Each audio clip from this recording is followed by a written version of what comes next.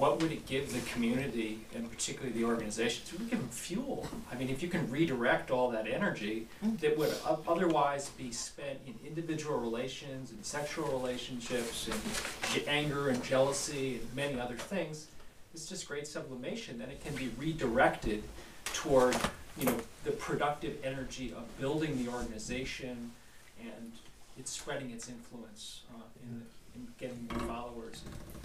You know, Peter, this is an idea that comes up over and over in all the religions.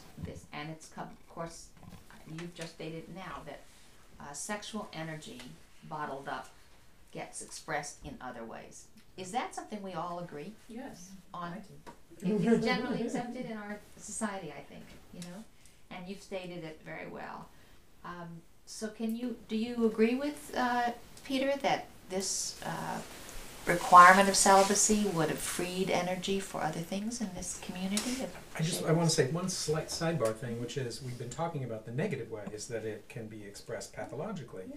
But I think the idea of brahmacharya in Hinduism, other ideas in prana, etc., are really about positive ways. This is the energy. Exactly. So I think it's important to distinguish the two, that it's not necessarily pathological. Yeah.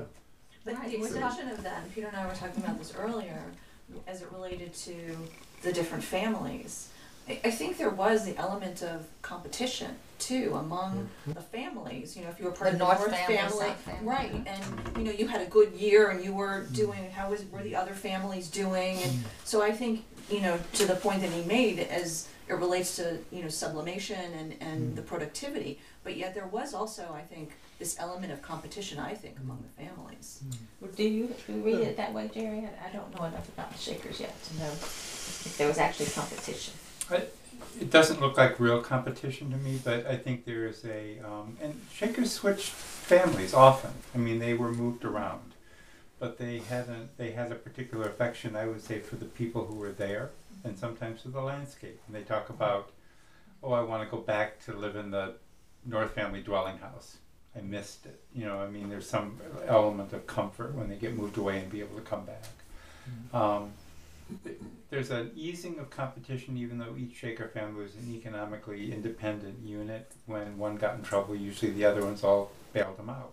It's sort of like the big extended family used to be. But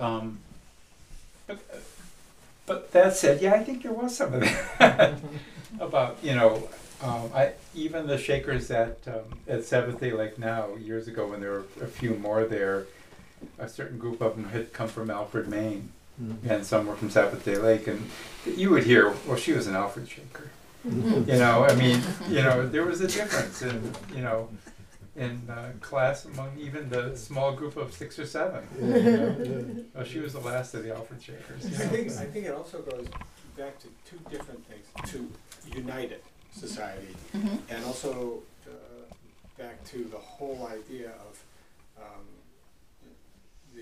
the people all working toward this common cause and goal, and the energies, but also the less distractions and the devotion to a oneness of community. Because you know, in the 70s there were all these kinds of wacky groups and organizations that were developing, and to me I always found it fascinating how the Shakers were at that time really very, very close to completely winding down and ending. And because I was interested in them at that point, I thought this could be a good time for them. This really could be a time, because the whole youth movement was getting wild and wacky and crazy, but there were segments of that who were all saying, celibacy is not a bad idea. Free love and craziness isn't necessarily the right thing. And it was sort of, one group was drugs and free love, and the other group was saying, well, maybe not. And I think it's important too, the idea of the communalism. You know, we are so immersed in measuring our own lives by individual success, however we define that, but the individual life. And clearly, the measure here was not about the individual life. It was really about giving up the individual life for the good of the community. And you know, we started this topic not about celibacy, but about gender equality. Right. We'll get to gender. Yeah, I know. And it just, I was dumbstruck in the reading how the gender equality occurred because of the communal society that had been developed and the sublimation of the individual to the society. And it wasn't universal suffrage for women in this case. Right. So we've gotten 3 reasons for Shakers. We've teased out 3 reasons that the Shakers might benefit from celibacy. The first is spiritual, that they're together, trying to reach a spiritual plane. They interpret the commandment to love one another as a commandment to eliminate the exclusivity in life, and to love everyone. Easier relationships in community. It's camp, as Herb says, and then the energy issue, being able to produce more. Anything else that we want to? Yeah, David. Segueing to the gender issue, in a community that's divided along gender lines, there's a powerful sense of sisterhood and brotherhood, and that can be a great appeal. I mean, an issue that we're struggling with now. You mentioned, men's clubs. Men are at odds now because there are very few men's clubs, especially in urban areas. I think it's different up here where there's a different sense of brotherhood. But the Shakers certainly had that. They did. So how would? I think the 4th one to add to that is the Shakers make a point about health issues. Health. It's health is affected by childbirth.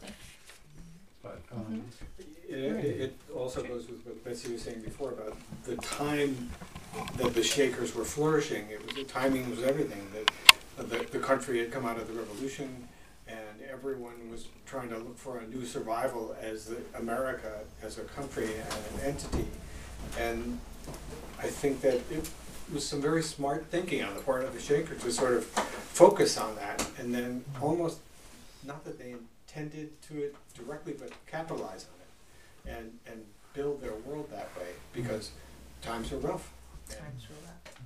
Childbearing could kill you, and the competition between families killed people. And I think it was Evans, wasn't it, who brags about how old people are. Longevity. The Shakers constantly, there are articles in the press about longevity. You were going to live longer. Yeah, if you yourself, it's really funny that they were having to argue that. There's one other item, it seems to me, which is that your community approves of your not doing what you don't want to do. Yes. Well, you're suggesting that the people, the Shakers, the people that joined the Shakers, were apart from their religious motivations, they really had a predisposition to celibacy. Yeah, I mean, I don't know, John. I would not support that. I don't know if all of them. I think most of them were kind of, they were followers. They were just the. How many were there? Yeah, at their peak. How many At their Shakers peak, were there there? were thousands. 4,000, I think. The number they give is 6,000. I think probably 55,000. You know, we're finding out, at least in the Catholic Church, that dictates of celibacy, were for many people, not all people, maybe not for a majority of people, but for many people, it was a camouflage to allow people to engage in sexuality within a particular kind of institution. And here, I mean, the fact that people were married, I don't know if that really does it, because we don't know before they became Shakers whether they had stopped having sex with their partner. Well, we have some requirds. You do? Yes. In our house? In our house? Now they're in our house. The people who really became Shakers, they were just common farmers, weren't they? Around Usually. here, that just happened to be these revivalistic phases that we went through, just turned them on, so to speak. Well, and they took very seriously the idea of purity. Yes. And Yes. purity was connected to sexual abstinence They did. in a way that's pretty alien To our way of to our, thinking. Yeah. certainly to a post-Freudian way of thinking, that it's it's the clean and unclean and pure Well, and impure. Yeah. Well, more and more so. The monasteries and nunneries are. Falling. Yeah. But I promised to get, and Dave is trying to keep us on track. So, what benefits do you think Shaker men and women gained from celibacy? As being men and women, that is,